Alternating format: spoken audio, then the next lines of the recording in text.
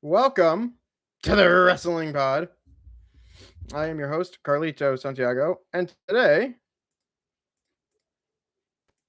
we're here to talk about what went down on SmackDown. Oh, I'm gonna try to make this quick because I don't know. I'm pretty messed up and tired. I've had a long week, but that doesn't take away from what happened on SmackDown. We open up the show with the first title match. Well, actually, the only title match. Featuring Cody Rhodes and Gunther with Sami Zayn as the special guest referee.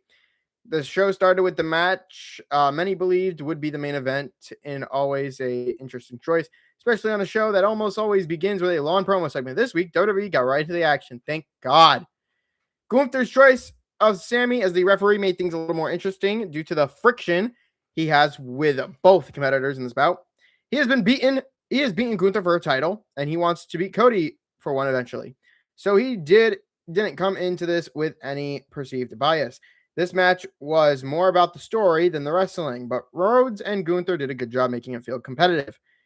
It wasn't as hard fought as their previous encounter, but it had its moments. Now, Zayn being the referee made it obvious that some kind of shenanigans would take place, but how everything went down wasn't what we expected, and it definitely gives Gunther ammunition to demand another rematch after being screwed over again.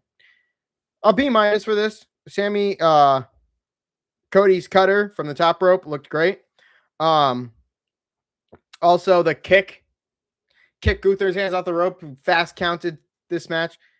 Crazy. Backstage, they went backstage and Cody was like, no, I want a rematch. And Zayn's the official and said, yeah, that's it. And then Gunther and Zayn went at it.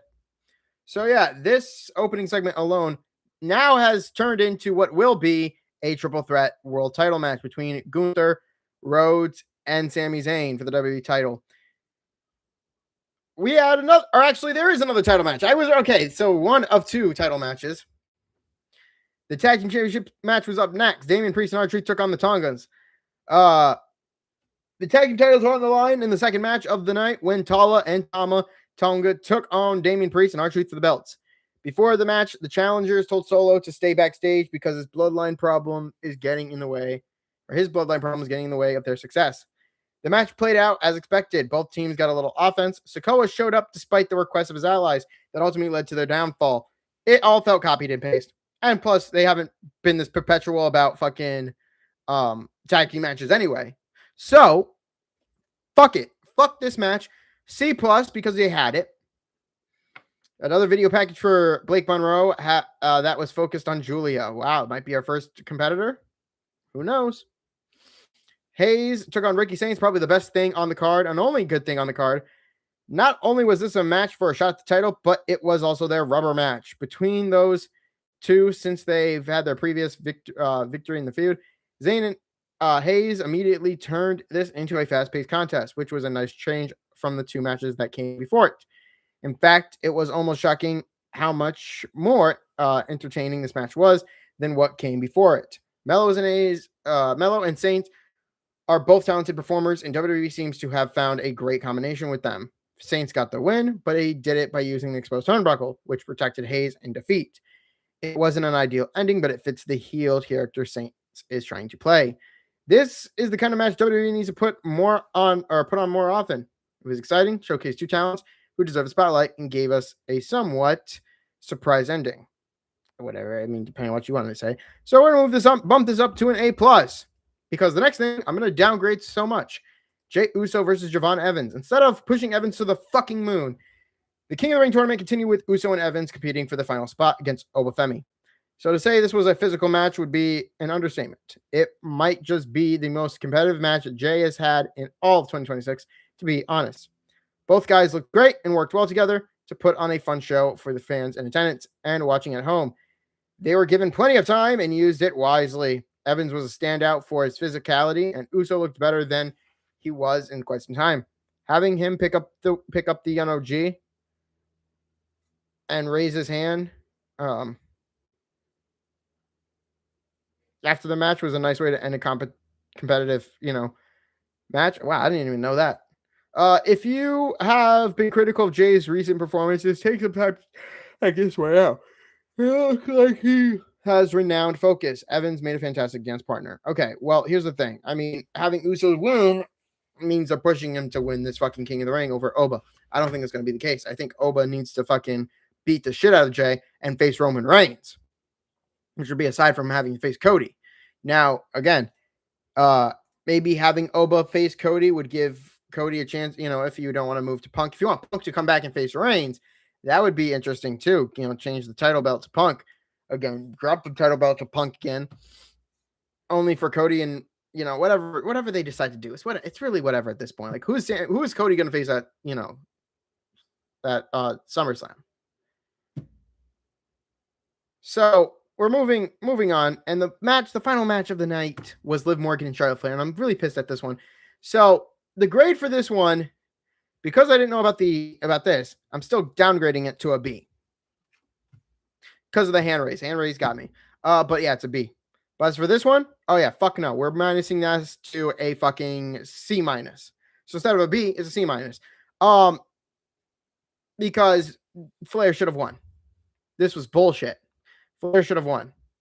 To have Jade Cargill come out and attack Charlotte, fucking, injure and still fight with an injury means that this was predictable as it came.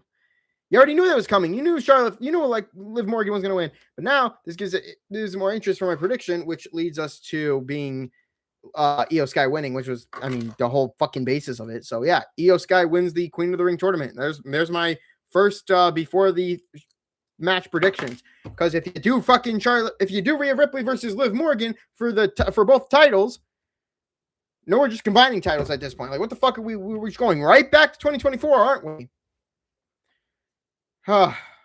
Final word is that SmackDown was all right for what it was worth. It felt like it addressed a lot of ongoing storylines, which was good, but it ended up getting less in-ring action. Uso and Hayes did a good job in their King of the Ring, so did Morgan and Flair, but Hayes and Saints stole the show. Much like Hayes and Ilya Dragunov, WWE seems to have found another great combination that never fails to deliver a great performance. After Saints is done with Trick, it wouldn't be shocking to see Mello go after him again. Win it. Maybe SummerSlam, Minnesota. But they could probably set that up for Chad Gable and his storyline. So, who knows? Yeah,